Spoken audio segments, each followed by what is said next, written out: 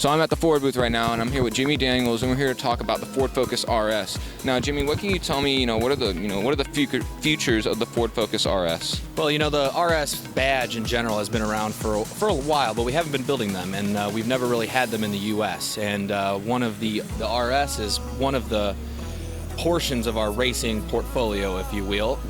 We have the ST version, which also goes on the Focus, as well as the Fiesta, and the RS is just one of the newest members of the Ford racing team. All right, and what would you say the key differences are between the Ford Focus RS and the Ford Focus ST? Well, it's definitely more powerful, and one of the main differences, and I think is what's going to give this car a really good feel with the drivers and the race enthusiasts, is that it has 4 different drive modes.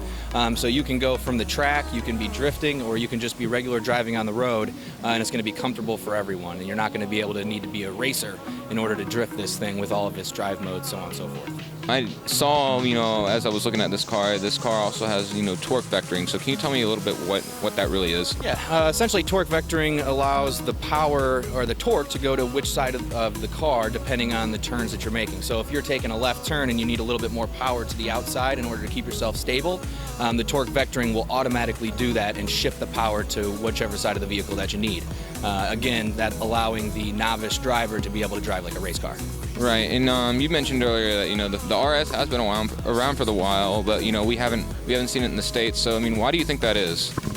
I think that our racing portfolio is getting more diverse, and the drive and the U.S. market hasn't necessarily always been into the race cars or the manual transmissions and those type of things. And with the racing portfolio getting more diverse and sending these vehicles global, now that the Ford Motor Company is a global company, we're even seeing the Mustang going over in Europe, which they've never had that either. So the Mustang gets over in Europe, and we get the RS over here. It's kind of a trade-off there. All right, and with this coming to the States, I was worried about Ford for a little bit. I'll be honest, I really was. I was worried. I saw the EcoBoost coming, and it was just implemented, the Fusion and things like that.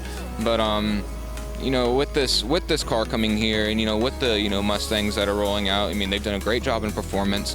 Do you think that the performance line of Ford is going to be prominent? Are we going to be able to see that in the next 10 years? Yeah, absolutely. We've made a big bet on EcoBoost. We started off with just the 3.5 liter in the trucks, and we've got we have a 1 liter all the way up to the 3.5 liter EcoBoost engine. So we've really put a lot of effort and strategy behind that engine.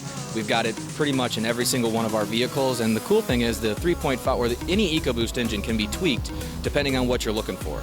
And so you can take the 3.5 liter EcoBoost, for example, and you can put it in the Explorer or the F-150 and tweak it the way you need it, or you can go put it in the GT supercar and tweak it the way that you need it.